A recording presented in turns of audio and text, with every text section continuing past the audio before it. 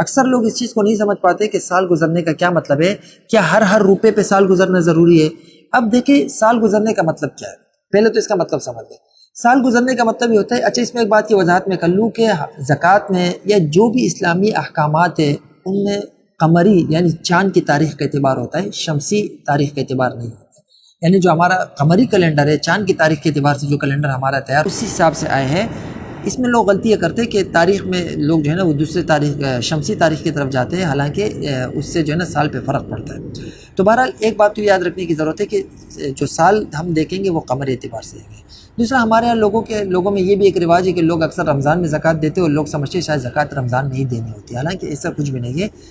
ٹھیک ایک آدمی رمضان میں زکوٰۃ دے رہے ہے کہ رمضان میں ثواب زیادہ ملے گا، وہ ایک الگ بات ہے، لیکن زکوٰۃ آپ پر لازم ہوتی ہے جب آپ کا سال مکمل ہوگا۔ وہ سال آپ کا محرم میں بھی پورا ہو سکتا ہے، وہ سال آپ کا شعبان میں بھی پورا ہو سکتا ہے، جب بھی پورا ہوگا آپ کو زکوٰۃ لازم ہو گئی۔ اب آپ اس کی ادائیگی میں تاخیر کرنا چاہتے ہیں تو ایک الگ بات ہے، لیکن یہ کہ زکوٰۃ آپ پر آپ کے جو بھی مہینہ ہوگا، جو بھی تاریخ ہوگی، اس میں آپ پر زکوٰۃ لازم ہو جائے گی۔ تو لہٰذا زکوٰۃ کا رمضان سے لوگ تعلق جوڑتے ہیں کہ شاید زکوٰۃ رمضان میں ہی دینی ہوتی ہے، حالانکہ ایسا شریعت میں کچھ بھی نہیں ہے۔ پھر زکوٰۃ کب دینی ہوتی ہے؟ تو میں نے آپ سے کہا اس کا طریقہ غور سے سننے، اکثر ساتھی اس میں غلطی کرتے ہیں۔ جب انسان صاحب نصاب بن جاتا ہے، جیسے کہ ہم نے ابھی پچھلی ویڈیو میں بتا دیا صاحب نصاب کیسے بنتا ہے، تو جب ایک آدمی صاحب نصاب بن گیا، اب اس پر لازم ہے کہ جس دن وہ صاحب نصاب بن گیا تو اس دن کی جو قمری تاریخ ہے، چاند کے اعتبار سے جو بھی تاریخ ہے، وہ اس تاریخ کو اپنے پاس نوٹ کر لیں۔ اب وہ محرم کی بھی ہو سکتی ہے، سفر کی بھی ہو سکتی ہے، جو بھی مہینہ ہے، وہ مثال 10 محرم یا 10 سفر ہے، وہ اپنے پاس تاریخ نوٹ کر لیں۔ اب اس تاریخ کو یہ آدمی صاحب نصاب بنا ہے۔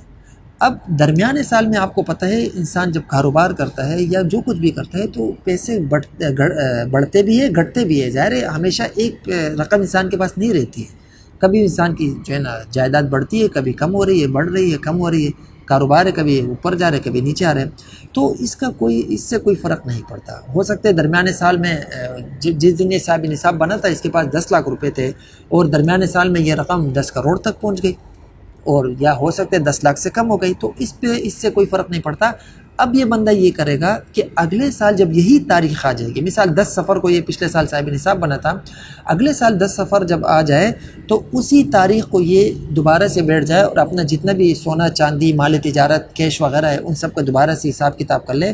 اگر اگلے سال اسی تاریخ کو اس کے پاس یہ سب اتنی مقدار میں ہے جس سے یہ صاحب نصاب مطلب بن سکتا ہے، تو جتنا بھی اس کے پاس زکوٰۃ کا مال ہے، سونا چاندی یا کیش ہے یا مثال کے طور پہ مال تجارت ہے، ان سب کی زکوٰۃ دے دیں۔ اب اس میں ممکن ہے کہ کچھ اس کے پاس مال ایسا بھی ہوگا جو ایک ہفتہ پہلے آیا ہوگا یا ایک مہینہ پہلے آیا ہوگا۔ اب یہ کہے کہ اس پہ تو سال نہیں گزرا، تو میں نے آپ سے کہا دیکھو ہر مال پہ سال نہیں گزارنا ہوتا ہے، کیونکہ اگر ہر مال پہ سال گزارنے کو ضروری قرار دیا جائے تو یہ تو ایک ناممکن سی چیز بن جاتی ہے، کیونکہ انسان کے پاس ہر دن پیسے آ رہے جا رہے، ہر دن پیسے اور ہر دن کے پیسوں کا الگ الگ انسان لکھتا جائے تو یہ ایک ناممکن سی صورت بن جائے گی۔ لہٰذا سال گزرنے کا مطلب یہ کہ نصاب پہ سال گزر جائے۔ نصاب پہ سال گزرنے کا مطلب یہ ہے کہ جس تاریخ کو یہ آدمی صاحب نصاب بنا اور اگلے سال اسی تاریخ کو یہ صاحب نصاب ہے تو بس یہ زکوٰۃ دے گا۔ اگلے سال اسی تاریخ کو اس کے بعد جتنا بھی مال ہوگا جن پہ زکوٰۃ لازم، جس مال پہ زکوٰۃ لازم ہوتی ہے اس پورے مال کی یہ زکوٰۃ دے گا۔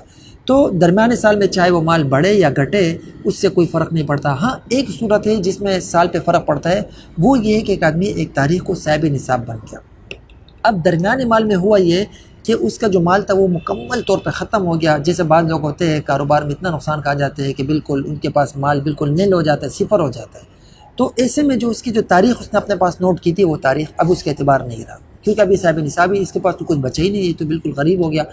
اب جب یہ دوبارہ اس کے پاس صاحب نصاب بنے گا تو اب اس کا سال اس وقت سے سٹارٹ ہوگا، اب پچھلا جو تاریخ تھی اس کا اعتبار نہیں کیا جائے گا۔ لیکن اگر درمیانے سال میں اس کے پاس کچھ نہ کچھ مال باقی ہے، چل رہا ہے، بھلے کم ہے زیادہ ہے، تو پھر اس کی تاریخ وہی ہوگی جو اس نے اپنے پاس نوٹ کی ہے، اور اگلے سال اسی تاریخ کو یہ اپنا مال دیکھ لے گا۔ اگر نصاب تک پہنچ رہے تو زکوٰۃ دے دے، اور اگر نہیں پہنچ رہے تو اس کا مطلب یہ کہ یہ ابھی اس پر زکوٰۃ لازم نہیں ہے۔ تو بہرحال یہ سال گزرنے کا یہ مطلب ہے۔ اور ایک اس میں یہ جو تیسری چیز ہے جو یہ ہے کہ یہ جو اس کا مال ہے یہ ضرورت سے زائد ہو۔ تو ضرورت سے زائد کا کیا مطلب ہے، یہ انشاءاللہ ہم اگلی ویڈیو میں اس پہ بات کریں۔